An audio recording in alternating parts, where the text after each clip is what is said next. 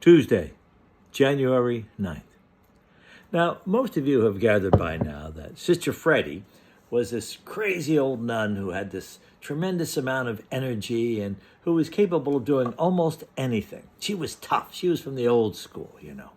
And, Sister Freddie was like, for example, if eighth grade boys were out in the playground during recess and they started getting into a fight, she would rage right into the middle of them, pull them apart, smack sense back into both of them. Or if a girl was caught wearing makeup, like lipstick, in fifth grade, Sister Freddie would make the girl stand in front of the classroom and demonstrate how to apply the makeup, how to remove the makeup, and talk about why it's important to have makeup.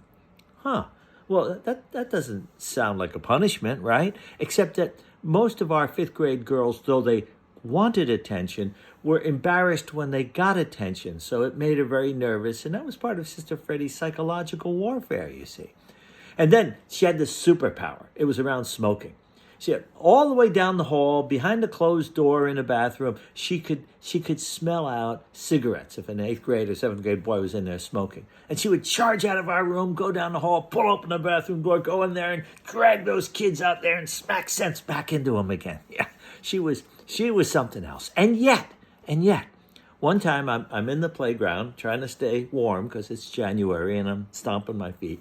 And my cousin Tommy Tadpole was talking to Sister Freddie, and I went over and stood by them for a minute, and they were talking about the late Jurassic period, about dinosaurs.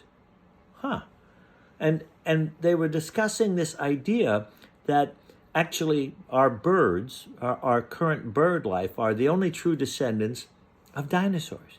Now, this wasn't a new idea. It had been around for about 100 years, but they were talking about it knowledgeably. Now, Tommy, my cousin Tommy, I knew he read a lot about dinosaurs, but Sister Freddie was talking about it knowledgeably as well. I'll be darned.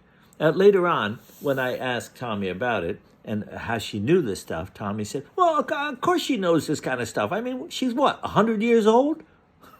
And that was the thing. That was nothing.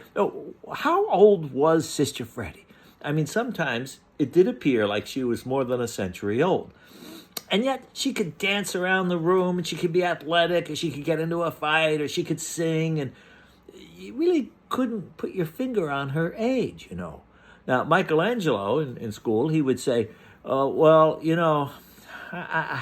she's not human. She's like some other species that just kind of is any age.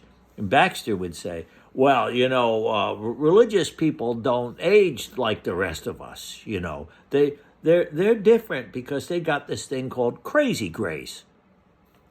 Crazy grace? What's that? Well, it's that thing inside the religious people that keep them forever young, looking like they're forever old and being forever young. It's crazy grace. That's what they got.